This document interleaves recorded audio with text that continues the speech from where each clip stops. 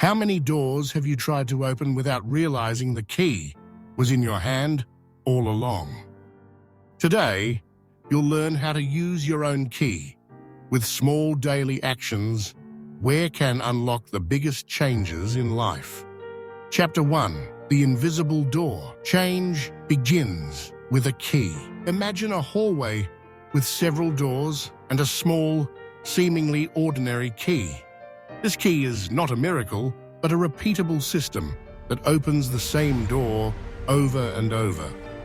The metaphor teaches us many people seek new doors, when true progress comes from using the right key repeatedly. In Stoic philosophy, control lies in what you can do every day. Small repeated action is like the practice of temperance or virtuous moderation, where small daily actions, like turning off your phone at night or setting an alarm, generate stability. The secret is not to force it, but to create a routine. Seneca says, every new beginning comes from some other beginning's end. But what happens when the real battle isn't external but internal? That's what we'll explore in the next chapter. Chapter 2. The Biological Ground. Building a solid foundation. Think of your mind as a house built on a foundation. Sleep, morning light, gentle movement, and regular meals are the concrete that holds the walls together. When the foundation shakes, even the simplest emotions become more intense. Stoics believe in the importance of keeping the body healthy to support the mind. Practicing daily self-care, like getting some sunlight in the morning or drinking water before breakfast, creates a stable foundation for making wiser decisions. Treating the body with respect is essential to cultivating a clear and resilient mind. Marcus Aurelius says, you have power over your mind, not outside events. Realize this, and you will find strength. Now, you're beginning to understand the relationship between body and mind. The next step is the most difficult of all, internal dialogue. Let's explore how to change your inner language. Chapter 3. The Internal Language Switch. Controlling the Narrative. Imagine a mixing board with faders labeled catastrophe, delay, and self-criticism. You can't rip the panel off, but you can lower one fader and raise another. When you control your internal narrative, you begin to rewrite your story. Stoicism teaches that the human mind gets lost in the cycle of automatic reactions. Naming the saboteur is an important practice for depersonalizing these thoughts.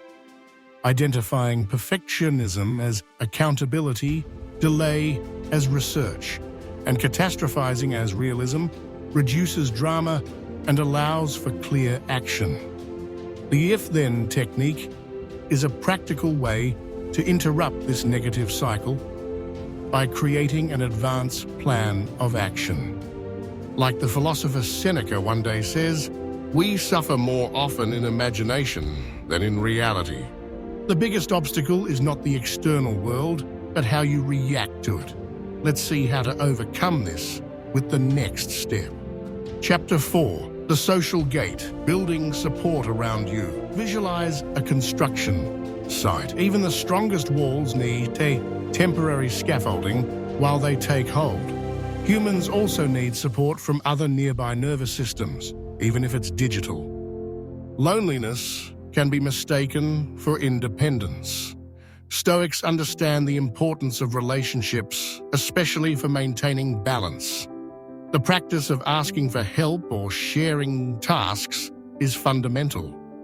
Social structure, even minimal, builds resilience. Set a fixed time for co-working or support meetings as a daily practice and to maintain motivation.